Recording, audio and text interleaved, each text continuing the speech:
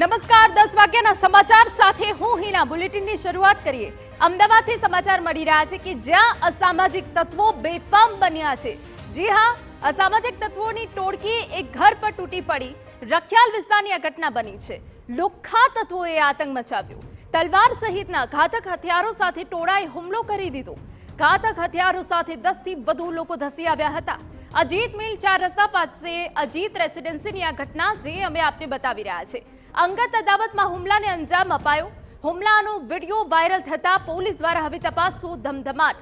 Rioting સહિત કલમો હેઠળ ગુનો દાખલ કરવામાં આવ્યો છે। પોલીસે 7 આરોપીની ધરપકડ કરી છે। પ્રાથમિક તપાસમાં જૂની અદાવતમાં હુમલો કરાયાનું સામે આવ્યું। અજીત રેસિડેન્સી ખાતે રહેતા સલમાન ખાન પઠાણ પર તેના જ પાડોશી હુમલો કર્યાનો ખુલાસો થયો છે। એક સામાજિક પ્રસંગમાં તેઓ ભેગા થયા હતા અને પછી જૂની અદાવતમાં સલમાન ખાન પઠાણના ઘર પર હુમલો કરવામાં આવ્યો। 10 લોકોનું ટોળું ખુલ્લી તલવારો સાથે ધસી આવ્યું અને ફરિયાદીના ઘર પર પથ્થરો ફેંકી તલવારથી હુમલો કર્યો। હાલ પોલીસે રાઉટિંગ સહિત કલમો હેઠળ ગુનો નોંધી 7 આરોપીને સકંજામાં લીધા છે, જેમાં આફતાબ સિદ્દીકી, અશરફ પઠાણ, અમર સિદ્દીકી તેમજ એક સગીરનો પણ સમાવેશ। આ કામના ફરિયાદી તથા આરોપી બંને સુંદરમનગરમાં પડોશમાં રહે છે અને તેમની જૂની અદાવતના કારણે અવારનવાર ઝઘડા ચાલતા હતા એવી હકીકત જણાવેલ છે। આ બાબતે રાત્રે ફરિયાદીને આરોપી એક સામાજિક પ્રસંગમાં રખિયાલ ખાતે ભેગા થયેલ, ત્યાં બોલાચાલી થયેલ હતી અને ત્યારબાદ આ આરોપી પક્ષ ભેગા મળી તલવાર અને છરી વડે ફરિયાદીના ઘરે હુમલો કરેલ અને તેમને નાની મોટી ઈજાઓ પહોંચાડેલ છે। આ બાબતે રખિયાલ પોલીસ સ્ટેશન ખાતે ગુનો રજીસ્ટર કરવામાં આવેલ છે।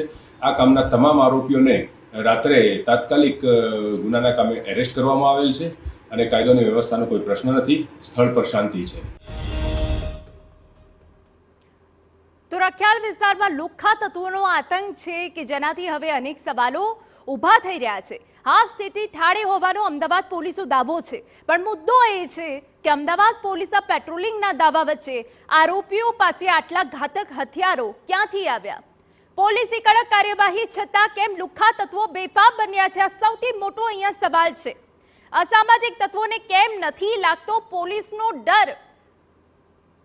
શું કાયદાને ઘોડીને પી ગયા છે અસામાજિક તત્વો? આ એક સવાલ અહીંયા એટલે પણ થાય કારણ કે વારંવારની આવી ઘટનાઓ સામે આવે છે। આરોપીઓ પાસે આટલા ઘાતક હથિયાર ક્યાંથી આવ્યા તે પણ અહીંયા સૌથી મોટો સવાલ છે। શું પોલીસ દ્વારા સમયાંતરે પેટ્રોલિંગ કે કોમ્બિંગ કરવામાં નથી આવતું, જેના કારણે આ પ્રકારની ઘટનાઓ બને છે? કોમ્બિંગ કરાતું હોત તો ઘાતક હથિયારોનો જથ્થો ધ્યાનમાં કેમ ન આવ્યો તે અહીંયા સવાલ છે। અમદાવાદમાં કેમ અસામાજિક તત્વોના આતંકની ઘટના પર રોક નથી લગાવી શકાતી? આ સૌથી ગંભીર અને ચિંતાજનક પ્રશ્ન ઊભો થાય છે।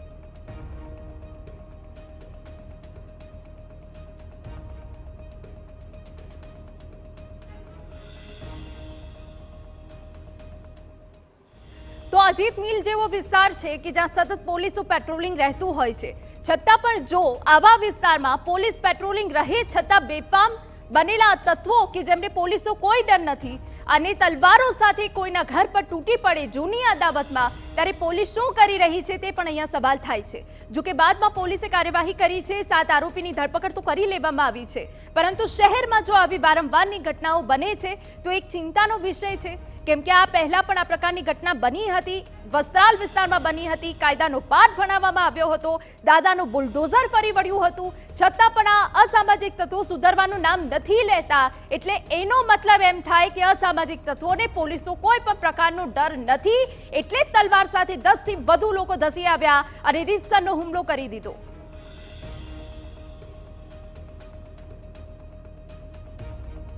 તો એક બાદ એક શહેરમાં અસામાજિક તત્વો બેફામ બની રહ્યા છે, ત્યારે પોલીસ પેટ્રોલિંગ ઉપર સૌથી મોટો અહીંયા સવાલ થાય છે। જે વિસ્તાર અજીત મિલ જે વિસ્તાર છે ત્યાં સતત પોલીસનું પેટ્રોલિંગ રહેતું હોય છે, છતાં પણ તલવારો સાથે આટલા બધા લોકો ધસી આવે છે અને હુમલો કરી દે છે, તોડફોડ કરે છે।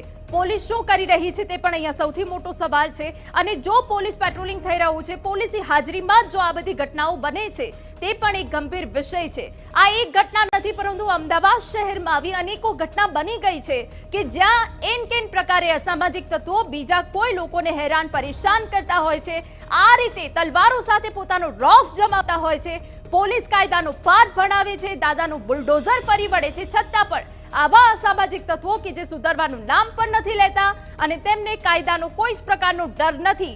કાયદો તો ઠીક, પોલીસનો પણ આ અસામાજિક તત્વોને કોઈ જ પ્રકારનો ડર નથી રહ્યો. હાલ તો 7 જેટલા આરોપીની ધરપકડ કરવામાં આવી છે, પરંતુ આટલી કાર્યવાહી બાદ પણ અસામાજિક તત્વો કેમ નથી રોકાતા તે અહીંયા સૌથી મોટો સવાલ છે.